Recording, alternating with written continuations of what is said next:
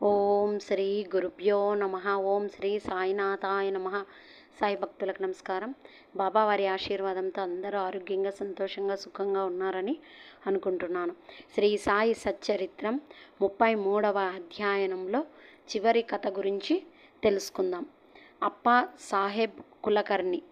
ఈ అధ్యయనంలో 33వ అధ్యయనంలో అంతా కూడా ఊది మహిమ గురించే చూస్తున్నాం అన్నమాట. అందులో కథలుగా చెప్పుకుంటూ వెళ్ళామన్నమాట. భక్తుల యొక్క అనుభవాలన్నీ కూడా హేమట్ పంత్ గారు బుక్లో రాయడం జరిగింది. అదే అన్నా సాహెబ్ దాబోల్కర్, ఆయన్నే బాబా వారు ఇప్పుడు హేమట్ పంత్ అనేవారు. ఆయన రాయడం జరిగింది. ఆయన చెప్పిన విధంగా మనం సచ్చరిత్రంలో ఉన్న వాటి గురించి చెప్పుకుంటున్నాం కాబట్టి అందులో ఇప్పుడు చివరి కథ అప్పా సాహెబ్ కులకర్ణి. 1917వ సంవత్సరమున అప్పాసాహెబ్ కులకర్ణి వంతు వచ్చెను. అతడు ఠానాకు బదిలీ అయ్యాను. బాలాసాహెబ్ బాటే అతనికి బాబా ఫోటో ఇచ్చియుండెను. అతడు దానిని జాగ్రత్తగా పూజించుచుండెను. పువ్వులు, చందనం, నైవేద్యం బాబాకు నిత్యం అర్పించుచు బాబాను చూడవలెనని మిగులు కాంక్షించుచుండెను. ఈ సందర్భమున బాబా పటమున మనఃపూర్వకముగా చూచినచో బాబాను ప్రత్యక్షంగా చూచిన దానితో సమానమే అని చెప్పవచ్చును. దీనికి నిదర్శనం పైన చెప్పబడిన కథ. కులకర్ణి ఠానాలో నుండగా భివండి పర్యటనకు పోవలసి వచ్చెను. 1 వారం రోజులు లోపల తిరిగి వచ్చుటకు అవకాశం లేకుండెను. అతడు లేనప్పుడు 3వ రోజున ఈ దిగువ ఆశ్చర్యకరమైన సంగతి జరిగెను. మధ్యాహ్నం 12 గంటలకు ఒక ఫకీరు అప్పా కులకర్ణి ఇంటికి వచ్చెను. వారి ముఖలక్షణములు సాయిబాబా ముఖలక్షణములతో సరిపోయెను. కులకర్ణి గారి భార్యా బిడ్డలు వారు షిరిడీ సాయిబాబా గారి అని అడిగిరి. వారిట్లు నుడివిరి, లేదు, నేను భగవంతుని సేవకుడును. వారి యాజ్ఞానుసారం మీ యోగక్షేమములను కనుగొనుటకు వచ్చి తిని అట్లనుచు దక్షిణ అడిగెను.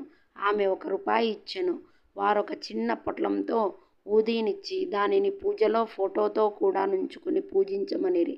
పిమ్మట ఇల్లు విడిచి వెళ్ళిపోయిరి. ఇక చిత్రమైన సాయి లీలలు వినుడు. భివండిలో తన గుర్రము జబ్బు పడగా అప్పాసాహెబ్ తన పర్యటన మానుకొనవలసి వచ్చెను. ఆనాటి సాయంకాలమే అతడు తిరిగి ఇల్లు చేరెను. ఫకీరు గారి రాక భార్య వల్ల వినెను. ఫకీరు గారి దర్శనం దొరకనందులకు మిగులు మనోవేదన పొందెను. ఫకీరుకు 1 రూపాయి మాత్రమే దక్షిణగా నిచ్చుట కిష్టపడుకుండెను. తానే ఇంటి వద్ద నున్నచో 10 రూపాయలకు తక్కువ కాకుండా దక్షిణ ఇచ్చియుందుననెను. వెంటనే ఫకీరును వెదుకుటకై బయలుదేరెను. మసీదులలోను తక్కిన చోట్లును భోజనమును చేయకయే వారి కొరకు వెదికెను. అతని అన్వేషణ నిష్ఫలమయ్యెను. ఇంటికి వచ్చి భోజనం చేసెను. 32వ అధ్యయనంలో ఉత్త కడుపుతో భగవంతుణ్ణి వెదకరాదు అని బాబా చెప్పినది చదువరి గమనించవలెను. అప్పాసాహెబ్ ఇచ్చట ఒక నీతిని నేర్చుకొనెను. భోజనమైన తరువాత చిత్రేయను స్నేహితునితో వ్యాలహోలికి బయలుదేరెను. కొంత దూరం పోగా నెవరో వారి వైపు త్వరగా వచ్చుచున్నట్టు గాన్పించెను. వారి ముఖలక్షణములను బట్టి వారు తన ఇంటికి 12 గంటలకి వచ్చిన వారే అని అనుకొనెను. వెంటనే ఫకీరు చేయి చాచి దక్షిణ అడిగెను. అప్పాసాహెబ్ 1 రూపాయి ఇచ్చెను. వారు తిరిగి అడగగా ఇంకను 2 రూపాయలు ఇచ్చెను. అప్పటికీ అతడు సంతృష్టి చెందలేదు. అప్పాసాహెబ్ చిత్రే వద్ద నుంచి 3 రూపాయలు తీసుకొని ఫకీరుకి ఇచ్చెను. వారింకనూ దక్షిణ కావాలననిరి. అప్పాసాహెబ్ వారింటికి రావలసినదిగా వేడుకొనెను. అందరూ ఇల్లు చేరిరి. అప్పాసాహెబ్ వారికి 3 రూపాయలు ఇచ్చెను. మొత్తం 9 రూపాయలు ముట్టెను. అప్పటికి సంతృష్టి చెందక ఫకీరు ఇంకను దక్షిణ ఇమ్మనెను. అప్పాసాహెబ్ తన వద్దున్న 10 రూపాయల నోటు గలదనెను. ఫకీరు దాన్ని పుచ్చుకొని 9 రూపాయలు తిరిగి విచ్చివేసి అక్కడ నుండి వెడలను. ఇతను అనుకున్నాడు కదా, అప్పాసాహెబ్ కులకర్ణి వచ్చేసి తన ఇంటే 10 రూపాయలు ఇస్తా అంటే నువ్వైతే 1 రూపాయి ఇచ్చినావా అని భార్యతో అన్నాడు కదా. కాబట్టి ఆ ఫకీరే వచ్చి తన అనినది 10 రూపాయలు అన్నాడు కాబట్టి దాన్ని వసూలు చేసుకొని వెళ్ళాడు. ఆ విధంగా అప్పటికి సంతృష్టి చెంది ఫకీరు ఇంకను దక్షిణ ఇమ్మనెను. ఈ విధంగా 9 రూపాయలు ఇచ్చివేసి 10 రూపాయలు నోటుతో బయలుదేరాను. 9 సంఖ్య చాలా ముఖ్యమైనది. అది నవవిధ భక్తులను తెలియజేయను. బాబా లక్ష్మీబాయి సింధేకు 9 రూపాయల సమాధి సమయం అందించిరి. బాబావారు సమాధి చెందేకు ముందు లక్ష్మీబాయి చేతికి 9 కాసులు ఇస్తాడనమాట బాబా.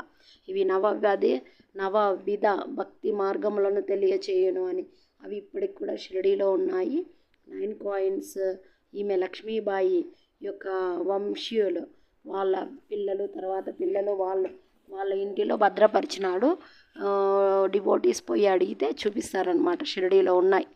సంఖ్య చాలా ముఖ్యమైనది. అది నవవిధ భక్తులకు తెలియచేయును. బాబా లక్ష్మీబాయి సింధేకి 9 రూపాయలు సమాధి సమయం అందించిరి. అప్పాసాహెబ్ ఊది పొట్లము విప్పు చూచెను. అందులో పూరెక్కలు అక్షతులుండెను. కొంతకాలం పిమ్మట బాబాను షిరిడీలో దర్శించినప్పుడు వారి వెంట్రుక ఒకటి చిక్కెను. అతడు ఊది పొట్లమును వెంట్రుకను ఒక తాయెత్తులో పెట్టి తన దండపై కట్టుకొనెను. అప్పాసాహెబ్ ఊది ప్రభావమును గ్రహించెను. అతడు మిక్కిలి తెలివైన వాడైనప్పటికీ నెలకు 40 రూపాయలు మాత్రమే జీతము దొరుకుచుండెను. బాబా ఫోటోను ఊదీను పొందిన తరువాత 40 రూపాయల కన్నా రెట్లు ఆదాయం వచ్చెను. మంచి పలుకుబడియు అధికారం లభించెను. ఈ లౌకికమైన కానుకలేగాక దైవభక్తి కూడా వృద్ధి అగుచుండెను. కావున బాబా ఊదీని పొందు భాగ్యము కలవారు స్నానము చేసిన పిమ్మట ఊదీని నుదుట రాసుకుని కొంచెం నీటిలో కలిపి బాబా పవిత్రమైన తీర్థముగా భావించి పుచ్చుకొనవలెను. అదేవిధంగా ఇంకొక కథ, హరిభావ్ కర్ణిక్. ఈ విధంగా అప్పాసాహెబ్ కులకర్ణి యొక్క జీవితంలో బాబావారు ఏ విధంగా చేశారో, ఆయనకు ఏ విధంగా బాబావారు ఎదురయ్యారు. నేను దేవదూతను దేవుడు పంపించగా వచ్చానన్నారు, కానీ అక్కడ వచ్చిండేది బాబావారే, కానీ తను చెప్పుకోలేదన్నమాట. తన ఇంటే 10 ఇస్తానన్నాడు కాబట్టి ఆ 10 రూపాయలు ఇప్పించుకొని వెళ్ళినాడు. ఇక్కడ హరిభావ్ కర్ణిక్ ఆయన యొక్క జీవితంలో ఊది యొక్క ప్రభావం, బాబావారి అనుగ్రహం ఏ విధంగా ఉందో చూద్దాం. ఠానా జిల్లా దహన గ్రామం నుండి హరిభావ్ కర్ణిక్ అనునతడు 1917వ సంవత్సరమున గురు పౌర్ణమి నాడు షిరిడీకి వచ్చి బాబాను తగిన లాంఛనములతో పూజించెను. వస్త్రములు దక్షిణ సమర్పించెను. శ్యామా ద్వారా బాబా సెలవు పొంది మసీదు మెట్లు దిగెను. అప్పుడే ఇంకొక రూపాయి బాబాకు దక్షిణ ఇవ్వవలనని తోచి మసీదు మరలా ఎక్కుచుండగా బాబా సెలవు పొందిన పిమ్మట తిరిగి వెనుకకు రారాదని విని ఇంటికి బయలుదేరాను.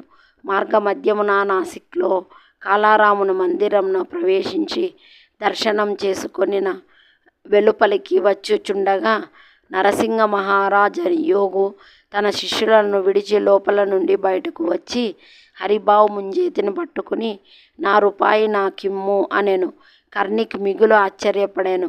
రూపాయిని సంతోషముగానిచ్చి సాయిబాబా ఈ విధముగా తానివ్వ నిశ్చయించుకొనిన రూపాయిని నరసింహ మహారాజు ద్వారా గ్రహించుకొనెనను.